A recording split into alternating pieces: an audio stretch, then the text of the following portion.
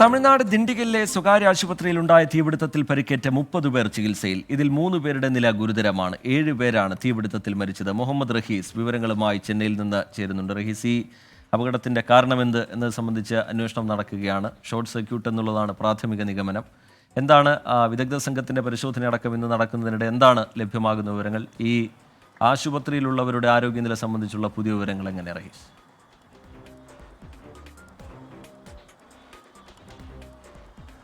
റീജിത്ത്, നിലവിൽ 30 പേരാണ് ഗവൺമെൻറ് ആശുപത്രിയിൽ, ഡിണ്ടിഗൽ ഗവൺമെൻറ് ആശുപത്രിയിൽ ചികിത്സയിലുള്ളത്. ഇവരിൽ 3 പേരുടെ നില ഗുരുതരമായി തുടരുകയാണ്. അല്പസമയം മുമ്പ് ലഭിച്ച വിവരം അനുസരിച്ചും ഇവരുടെ 3 പേരുടെ നില ഗുരുതരമാണ്. ഇവർ പൊള്ളലേറ്റവരാണ്.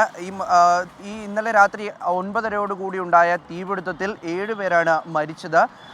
ഇതുമായി ബന്ധപ്പെട്ട് ഇപ്പോൾ ഒരു പ്രാഥമിക പരിശോധനാ ഫലം മാത്രമാണ് ലഭ്യമായിട്ടുള്ളത്. അത് ഷോർട്ട് സർക്യൂട്ടാണ് എന്ന് തന്നെയാണ് സ്ഥിരീകരിക്കുന്നത്. ഒപ്പം തന്നെ ഇവിടെ ഫയർ അലാമിംഗ് സിസ്റ്റം ഇല്ലായിരുന്നു ഈ ആശുപത്രിയിൽ എന്നതും കണ്ടെത്തിയിട്ടുണ്ട്.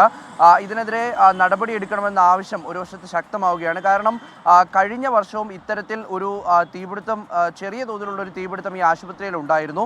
മാത്രമല്ല, ഈ സ്വകാര്യ ആശുപത്രിയിൽ ഇപ്പോൾ തീപിടുത്തം ഉണ്ടാകുന്നത് ഒരു സാധാരണ വിഷയമായി മാറിയിട്ടുണ്ട്. അപ്പോൾ അതിൻ്റെ അടിസ്ഥാനത്തിൽ സുരക്ഷ ശക്തിപ്പെടുത്തണം, ഒപ്പം തന്നെ ഈ ഫയർ അലാമിംഗ് സിസ്റ്റം ഉൾപ്പെടെ ആശുപത്രിയിൽ നിർബന്ധമാക്കണം എന്നുള്ളൊരു ആവശ്യം ഉയർന്നു വരികയാണ്. ഇപ്പോൾ തമിഴ്നാട് സർക്കാരിൻ്റെ ഭാഗത്തു നിന്നും ഇതിലൊരു ഇടപെടൽ ഉണ്ടായിട്ടുണ്ട്. ആരോഗ്യമന്ത്രിയോട് കൃത്യമായ വിശദീകരണം തേടാൻ ആവശ്യപ്പെട്ടിട്ടുണ്ട്. ഒപ്പം മരിച്ചവരുടെ കുടുംബങ്ങൾക്ക് 3 ലക്ഷം രൂപ നൽകാൻ സർക്കാർ തീരുമാനിച്ചിട്ടുണ്ട്. ഒപ്പം പരിക്കേറ്റ് ചികിത്സയിലുള്ളവർക്ക് 1 ലക്ഷം രൂപയാണ് നൽകുന്നത്. ഇതിൽ നിലവിൽ ചികിത്സയിലുള്ളവരിൽ 5 പേർ മാത്രമാണ് ഏതെങ്കിലും തരത്തിൽ തീപ്പൊള്ളലേറ്റ നിലയിൽ ചികിത്സയിലുള്ളത്. ബാക്കിയുള്ളവരെല്ലാം ശ്വാസതടസ്സവുമായി ബന്ധപ്പെട്ട് ചികിത്സയിലുള്ളവരാണ്. അവർക്ക് ഏതാണ്ട് ഇന്ന് തന്നെ ആശുപത്രിയിൽ നിന്ന് പോകാൻ കഴിയും. പക്ഷേ 3 പേരുടെ നില ഇപ്പോഴും ഗുരുതരമാണ് എന്ന വിവരമാണ് ലഭിക്കുന്നത്. അതിൽ അവർ ICUവിലാണ് എന്നുകൂടി പറയേണ്ടി വരും. അപ്പോൾ അത്തരത്തിൽ അവർ ചികിത്സയിൽ തുടരുകയാണ്. തീപിടുത്തവുമായി ബന്ധപ്പെട്ട് താഴത്തെ നിലയിലാണ് ആദ്യം തീപിടുത്തം ഉണ്ടായത്. ശേഷം ഇത് മുകളിലത്തെ നിലയിലേക്ക് പടർന്നു പിടിക്കുകയായിരുന്നു.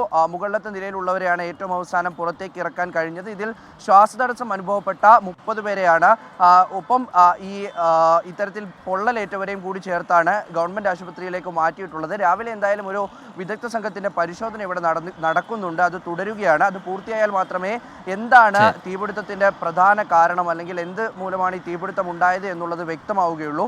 അപ്പോൾ അത്തരത്തിൽ ഈ ആശുപത്രിക്കെതിരെ പ്രതിഷേധം ഒരു വശത്ത് ഉയരുന്നുണ്ട്. 7 പേർക്കാണ് ജീവൻ നഷ്ടമായത്. 3 പേരുടെ നില ഇപ്പോഴും ഗുരുതരമായി തന്നെ തുടരുന്നു എന്നുള്ളതാണ് ആശുപത്രിയിൽ നിന്ന് ലഭ്യമാകുന്ന വിവരങ്ങൾ. അപകടത്തിന്റെ കാരണം സംബന്ധിച്ചുള്ള വിശദമായ അന്വേഷണം നടക്കുകയാണ്.